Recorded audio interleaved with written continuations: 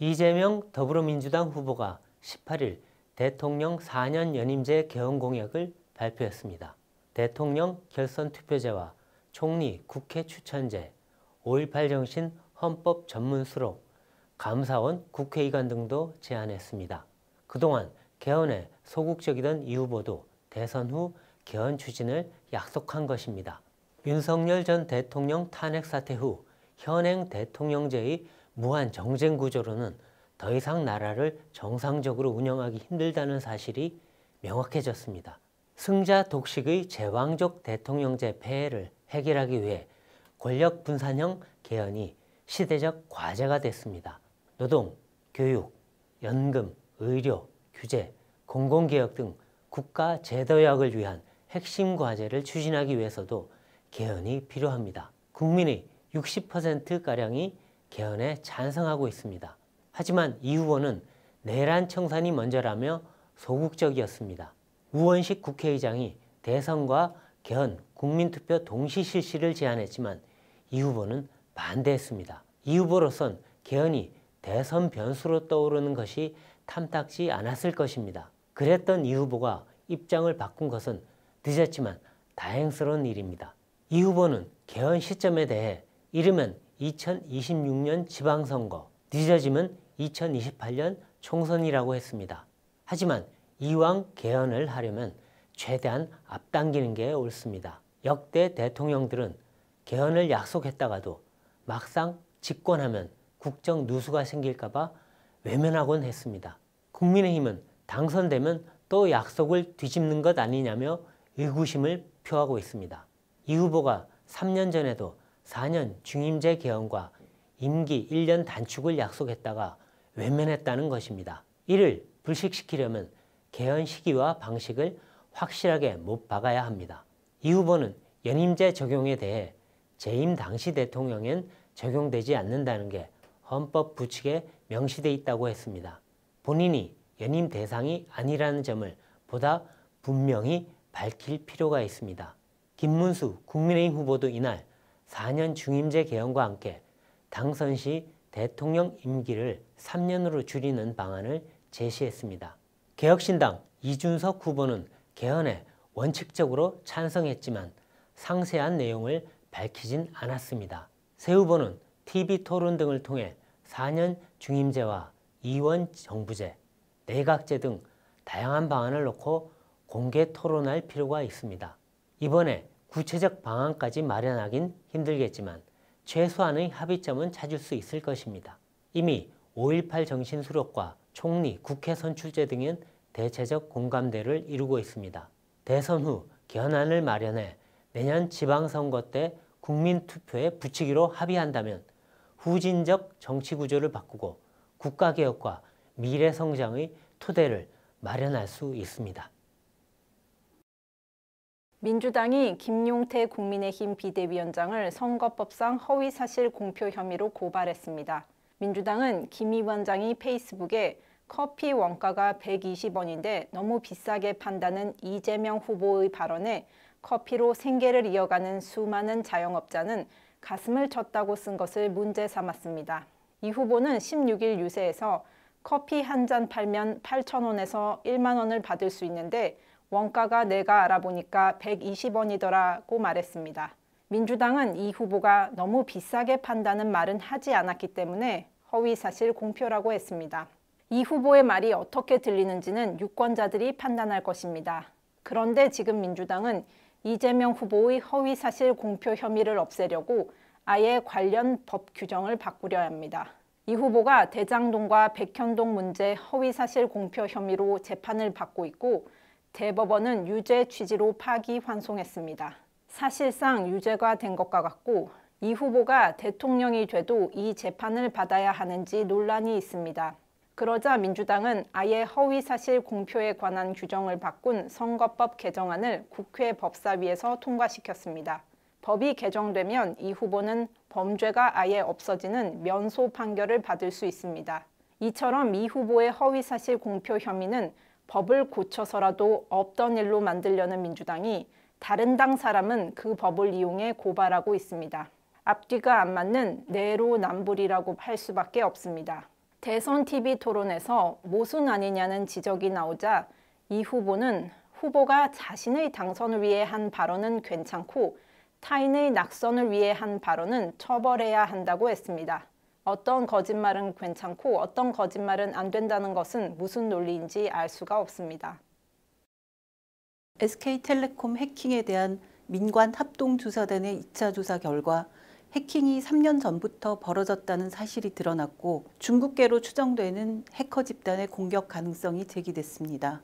이름, 생년월일, 전화번호, 이메일 주소 등 개인정보 유출 가능성도 추가로 밝혀졌습니다. 가장 충격적인 점은 악성 코드에 감염된 것이 3년 전이었다는 사실입니다. 해커는 3년간 우리를 지켜보고 있었습니다.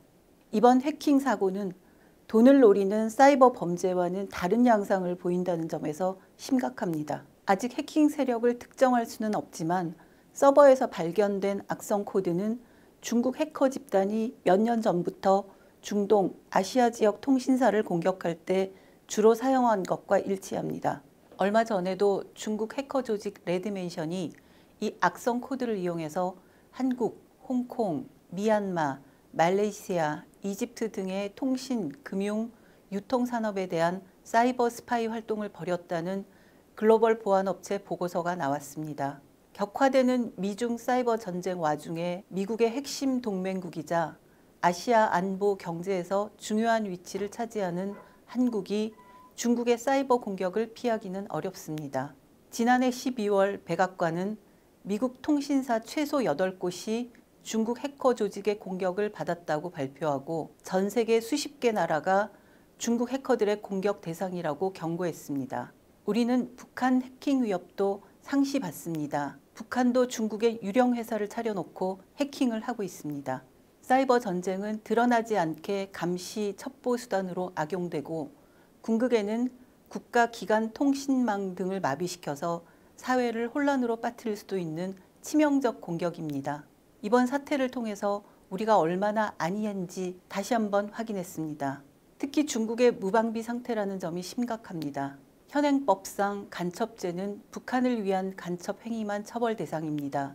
그걸 악용해 중국인들이 점점 더 대담하게 국가 기밀을 탐지 수집하고 있습니다. 최근 평택 오산 공군기지에서 전투기 사진을 찍다 적발된 중국인들이 이틀 후에 같은 장소에서 또 전투기 사진을 찍었는데도 취미였다고 진술하고 경찰에서 풀려났습니다. 작년 1월 미국에서 드론으로 군사시설을 촬영했다가 체포된 중국 유학생은 징역 6월과 보호관찰 1년을 선고받고 징역살이를 한 뒤 추방됐습니다. 안보 측면에서 미국과 비교하면 우리는 나라라고 할 수도 없습니다. 윤석열 전 대통령이 21일 부정선거 의혹을 제기하는 다큐멘터리 영화를 관람했습니다. 국민의힘을 탈당한 지 나흘 만에 공개 활동에 나서며 수개표 방식으로 해야 한다고 선거 관여 발언까지 했습니다. 이 영화 포스터에는 6월 3일 부정선거 확신한다고 적혀 있습니다. 제작진은 국민이 이해할 수 없는 대선 결과가 나오면 불복 운동을 할 것이라고 했습니다. 일부 지지자는 윤 어게인을 외쳤습니다. 느닷없는 계엄으로 탄핵됐고 내란 혐의로 재판을 받는 전 대통령이 구체적 근거도 없이 영화 관람을 통해 부정선거 의혹을 조장하는 것은 무책임하고 부적절합니다. 윤 전 대통령은 계엄 이후 대국민 담화 등에서 부정선거 의혹을 주장했지만 근거를 단 하나도 제시하지 못했습니다. 지난 대선에서 본인이 승리한 것도 부정이고 윤 정부 관리 아래 치러진 지난 총선도 부정이라는 것입니까? 윤 전 대통령은 뒤늦게 탈당했지만 비상계엄으로 국가적 혼란을 야기한 데 대해선 사과나 반성 한마디 없었습니다.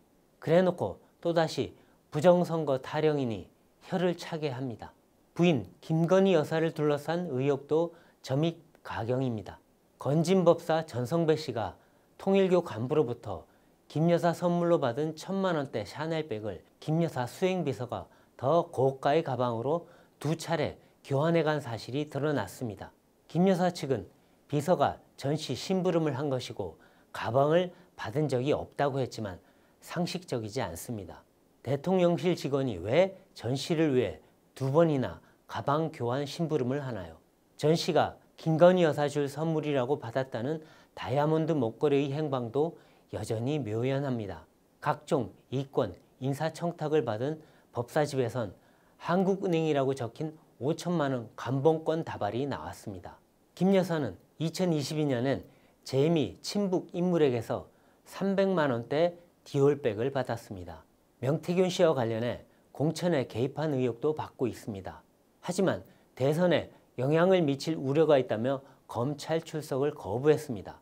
결국 김용태 국민의힘 비대위원장이 대신 사과하고 대통령 부인 문제에 대한 대책을 약속했습니다. 김 여사 문제에 왜 본인이 사과하지 않고 다른 사람이 사과를 하나요? 윤 전 대통령 부부의 행태는 도저히 정상으로 보이지 않습니다. 두 사람이 국민 인내를 시험하고 있다고밖에 할 수 없습니다. 대선이 12여일 앞으로 다가왔지만 국민의힘은 외연 확장이 아니라 내부 갈등에 빠져들고 있습니다.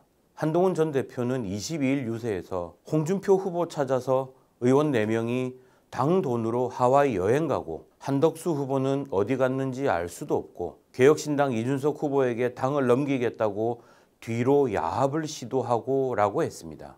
김문수 후보 지지 호소가 아니라 국힘 내부를 공격한 것입니다. 한 전 대표는 전날 친윤들이 국힘 당권을 줄 테니 단일화를 제안했다는 개혁신당 측 주장에 대해 친윤 구태를 청산해야 한다고 했습니다. 그러자 나경원 의원은 한 전 대표를 이재명의 트로이 목마라고 했습니다.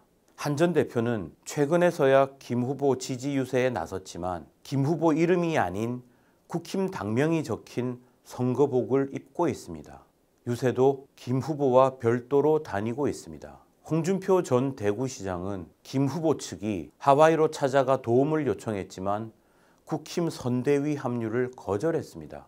홍 전 시장은 자신이 경선에 탈락하자 국힘을 두고 도저히 고쳤을 수 없는 집단, 국민의 짐이 된 줄도 모른다고 했습니다. 한덕수 전 총리도 김 후보 지원을 거절했다고 합니다. 국힘 대선 경선 후보 4강 중 안철수 의원만 공동 선대위원장을 맡고 있습니다. 4분 5열 양상입니다. 보수 진영 빅텐트를 만들고 국민이 고개를 끄덕일 국정 비전을 제시해도 역부족인 상황인데 고질적 계파 갈등만 벌이고 있습니다. 국힘이 이러는 것은 대선은 어차피 이기기 힘드니 대선 후 당권을 장악하기 위해 암투를 벌이는 때문이라는 얘기가 나옵니다. 애초 친윤 의원들이 한 전 총리를 대선 후보로 띄운 것부터 기득권을 지키기 위한 정략이라는 해석이 많았습니다.